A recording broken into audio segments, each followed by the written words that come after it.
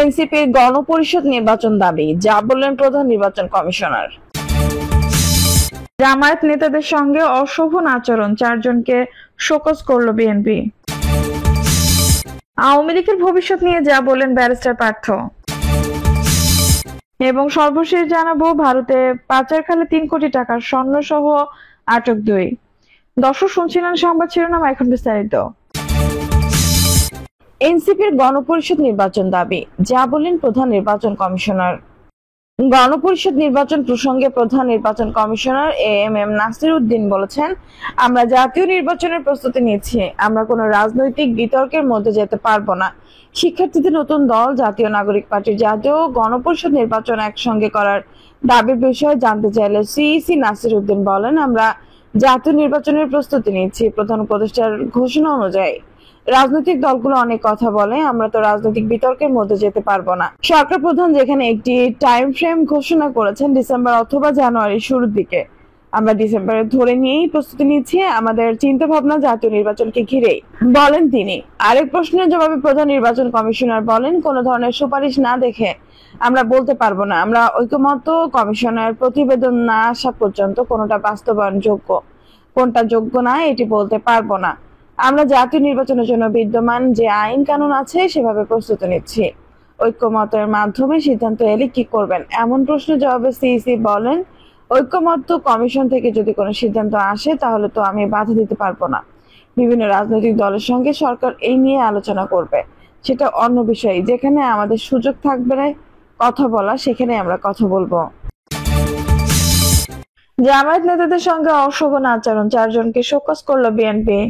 পাবনার সুজানগর উপজেলা নির্বাহী কর্মকর্তার ইউএনও কার্যালয়ে ঢুকে বিশৃঙ্খলা জামায়াত ইসলামী নেতাদের সঙ্গে অশোভন আচরণের অভিযোগে 4 নেতাকর্মীকে কারণ দর্শানোর নোটিশ শোকজ দিয়েছে বিএনপি। মঙ্গলবার দলটির জ্যেষ্ঠ যুগ্ম মহাসচিব রুহুল কবির রিজভী স্বাক্ষরিত সংবাদ বিজ্ঞপ্তিতে তথ্য জানানো হয়। বিজ্ঞপ্তিতে বলা হয়, পাবনা জেলার সুজানগর উপজেলা নির্বাহী কর্মকর্তা কার্যালয়ে প্রবেশ করে হাঙ্গামা, বিশৃঙ্খলা সৃষ্টি সহ বাংলাদেশ জামায়াত ইসলামের স্থানীয় নেতৃত্ববৃন্দের সঙ্গে অশোভন ও ঔদ্ধত্যপূর্ণ আচরণের অভিযোগ উঠেছে। এ ঘটনায় সুজানগর উপজেলার বিএনপি নেতা মোহাম্মদ মুজিবুর রহমান, পৌর যুব দলের যুগ্ম আহ্বায়ক বাবু খা, বিএনপি নেতা মোহাম্মদ মানিক খা এবং এনে কলেজ ছাত্র দলের সভাপতি মোহাম্মদ শাকিল খানকে কারণ দর্শানোর নোটিশ দেওয়া হয়েছে। তাদের আগামী 24 ঘন্টার মধ্যে জবাব দিতে বলা হয়েছে। আওয়ামী লীগের ভবিষ্যৎ নিয়ে যা বলেন ব্যারিস্টার পার্থ। ছাত্র জনতার রক্তক্ষয়ী গণ অভ্যুত্থানের মধ্য দিয়ে পতন ঘটে দীর্ঘ 15 বছর ধরে ক্ষমতায় থাকা ফ্যাসিস্ট শাসক শেখ হাসিনা ও তার দল আওয়ামী লীগের। বর্তমানে দলটির শীর্ষ নেতৃত্ব প্রতিবেশী দেশ ভারতে পলাতক রয়েছে। এছাড়া দেশে বিদেশে পালিয়ে বা আত্মগোপনে রয়েছে এই দলের বিভিন্ন পর্যায়ের নেতাকর্মীরা।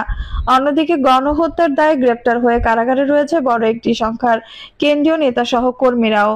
এমনই এক প্রতিকূল পরিস্থিতিতে বিপর্যস্ত 75 বছর বয়সী দলটি, যার ফলে আওয়ামী লীগের ভবিষ্যৎ নিয়ে রাজনৈতিক অঙ্গনে যেমন নানা আলোচনা রয়েছে, তেমনি আওয়ামী লীগের ভেতরেও আছে অনিশ্চয়তা।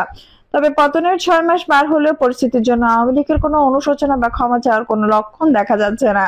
বরং অনলাইন বা সামাজিক যোগাযোগ মাধ্যমে দলটি বিক্ষোভ, অবরোধ এবং এমনকি হরতালের মতো কর্মসূচি দিয়ে ঘুরে দাঁড়ানোর চেষ্টা করছে। তবে তাদের এই প্রচেষ্টা কতটা সফল হবে তা নিয়ে রয়েছে নানা আলোচনা।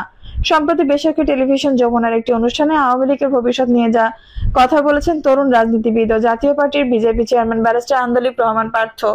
ওই অনুষ্ঠানে প্রবীণ এই দলটির ভবিষ্যৎ নিয়ে তিনি বলেন, 1975 সালে আওয়ামী লীগের একটি রাজনৈতিক হত্যাকাণ্ড হয়েছে, যে কারণে এক অর্থে তখন দলটির পতন হয়েছে। কিন্তু এই আওয়ামী লীগের পতন হয়েছে, এই পতনটা বাংলাদেশে কখনো হয়নি। যার কারণে আমি বারবার বলি যে জেনারেল এরশাদের পতন হওয়ার 3 দিনের মাথায় মিজান চৌধুরী তার বাড়িতে দল বানিয়েছিল বা দলের অফিস বানিয়েছিল। আজকে 7 মাস হয়ে গেল, আওয়ামী লীগ কিন্তু একটা কুড়ে ঘরও পায়নি। এখন কুড়ে ঘরে পায়নি নাকি কুড়ে ঘর খোঁজেনি, সেটা একটা বড় প্রশ্ন। পার্থ বলেন, আওয়ামী লীগ ভবিষ্যৎ কি হবে সেটা নির্ভর করে দলটির নেতৃত্ব কে আসবে। একসময় বলা হতো এই দলে শেখ হাসিনার কোনো বিকল্প নেই, কিন্তু এখন আওয়ামী লীগের একটা গ্রুপ আপাকে বাদ দেওয়ারও একটা চিন্তা করতে পারে। আবার এই দলটি যত বক্তৃতা তার সবগুলোই সভানেত্রীর কাছ থেকে শুনেছে, যার ফলে নেতৃত্ব পরিবর্তনের কোনো সুযোগ বা কোনো মানসিকতা দেখি না। আওয়ামী নিষিদ্ধ হয়ে নিয়ে আন্দোলিক রহমান পার্থ বলেন, আমার যেটা ধারণা আওয়ামী লীগ চাচ্ছে যে তারা নিষিদ্ধ হয়ে যাক, তাহলে আওয়ামী লীগের আর নির্বাচনে আসতে হবে না। তারা সারা পৃথিবীতে কাঁপতে পারবে এবং আওয়ামী লীগের নেতৃত্ব পরিবর্তনের কোনো সুযোগ থাকবে না। আর যদি নিষিদ্ধ না হয়, নিষিদ্ধ তো হচ্ছে না, আমার যতটুকু পলিটিক্যাল ধারণা, আওয়ামী লীগ যদি নির্বাচনে অংশগ্রহণ করতে আসে সেই ক্ষেত্রে কিন্তু এই দলটির দায়িত্ব নিয়ে প্রশ্ন আসবে। আমার মনে হয় না সভানেত্রী ওই নৈতিক জায়গায় আছে যে উনি জেল খেটে জেলে বসে কাজ করবে। তিনি বলেন এসব করার জন্য একটা নৈতিক সাপোর্ট লাগে, যেটা 1/11 এর সময় ছিল। সে সময় তিনি দেশে ফিরে এসে নেতৃত্ব দিয়েছিলেন, কেননা সে সময় বিপুল জনসমর্থন ছিল। এখন আর ওই জিনিসটা নাই। এখন আওয়ামী লীগ সমর্থন আছে কিন্তু জনসমর্থন নাই।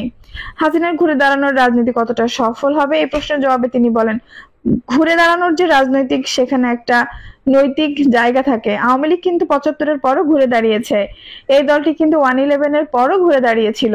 কিন্তু এখন আওয়ামী লীগ চোর, দুর্নীতিবাজ, হত্যাকারী। এখনকার আওয়ামী লীগ এস আলমের পকেটে, দরবেশের পকেটে, আরো অনেকেরই পকেট। এক একটা এমপি মন্ত্রীর 250 থেকে 300 বাড়ি। শুধু তাই নয়, একজন পিএনএর কাছে 400 কোটি টাকা। এই দায়গুলো আপনার নিতে হবে। তরুণ এই রাজনীতিবিদ বলেন আওয়ামী লীগের এখন দেশে বিদেশে বদনাম হয়ে গেছে। এই দলটির হাতে এখন রক্ত, 3বার তারা গণতন্ত্রকে হত্যা করেছে। তো এই এতগুলো অপকর্মের দায় নিয়ে এমন কোন নেতা আছে যে এসে বলবে আমি ঘুরে দাঁড়াবো? আর যে আসবে সে তো এখন বিএনপির পানি খায়, আর যে আসবে সে তো এখন এবিএন পানি খায়। তার তো মানসিক পরিবর্তন হয়ে গেছে। এক সময় যারা এই রাজনীতি করতে আইয়ুব খান, ইয়াহিয়া খানকে ভয় পাননি, কারণ তাদের মধ্যে সততা ছিল। এখন তারা 1000 কোটি টাকার মালিক। কেন আসবো আমি কষ্ট করে? আমার তো হয়ে গেছে। তাদের বাচ্চারা এখন বিদেশে সেটেল। ব্যারিস্টার পার্থ বলেন আওয়ামী লীগ 17 বছর ধরে ক্ষমতায়। এই দলটির এখন যারা ছাত্রলীগ, যুবলীগ করে ওরা কিন্তু প্রশিক্ষিত না। ওরা এতদিন মারামারি করেছে, ডান দিকে পুলিশ, বাঁ দিকে হেলমেট বাহিনী নিয়ে। সুতরাং রাজপথে আন্দোলন করে আওয়ামী লীগকে আনার জন্য ওরা প্রশিক্ষিত না। এদের অনেকেই দল করার পর থেকেই দেখে আসছে আমরা তো ক্ষমতায়। 1975 সালে 15ই আগস্টের পর শেখ হাসিনা যখন দেশে ফেরত আসলেন তখন তার আশেপাশের লোকগুলো কারা ছিলেন? রাজ্জাক, আমির হোসেন আম্মু, তোফায়েল আহমেদ, আব্দুস সামাদ, আজাদ, মতিয়া চৌধুরী সহ আরো অনেকে। তাদের প্রত্যেকেরই কিন্তু সূর্যের মতো আলো না থাকলেও তারার মতো আলো ছিল। আজকে কিন্তু কেউ নাই। পার্থ বলেন আমি মনে করি আওয়ামী লীগের জন্য সামনে খুব কঠিন অবস্থা হয়ে দাঁড়াবে। যদি সভানেত্রী আবার কনফিডেন্স নিয়ে ফেরত আসে তাহলেও কিন্তু ভিন্ন জিনিস দেখা যাবে, কারণ আওয়ামী লীগের প্রতি আগের সেই ইমোশন নেই। তবে যদি আওয়ামী লীগের মধ্যে ষড়যন্ত্র বা চক্রান্ত হয় যে আমরা দলটিকে ভাঙবো, তাহলে আবার ভিন্ন পরিস্থিতি ভিন্ন হতে পারে। আওয়ামী লীগের ভুল রাজনীতি তিনি বলেন আওয়ামী লীগ ডক্টর ইউনূস ছাত্র দলকে জঙ্গি ডাকা এবং গণঅভ্যুত্থানকে ষড়যন্ত্র, চক্রান্ত, জঙ্গি আক্রমণ বলে। এসব বলে আপনি আবার কিভাবে রাজনীতি করবেন? আওয়ামী লীগ যদি মনে করে প্রধানমন্ত্রিত্ব একটা গলার মালা, এটা ডক্টর ইউনূসের গলা থেকে খুলে বিদেশি কোন দেশ অন্য কারো গলায় পরিয়ে দিলে তিনি প্রধানমন্ত্রী হয়ে যাবেন, তাহলে বলবো তারা আসলে বোকার স্বর্গে বাস করে। ওই পরিস্থিতি এখন আর নাই। আওয়ামী লীগকে একটা প্রক্রিয়ার মধ্য দিয়ে আসতে হবে, কিন্তু ওই প্রক্রিয়া এখনো শুরু হয়নি। দর্শক, এই ছিল এখনকার সর্বশেষ সংবাদ। নিউজটি ভালো লাগলে অবশ্যই একটা লাইক দিন, কমেন্টে আপনার মূল্যবান মতামত জানান। সবসময় আমাদের পাশে থাকতে সাবস্ক্রাইব করে বেল বাটনটা অন করে রাখুন। ধন্যবাদ।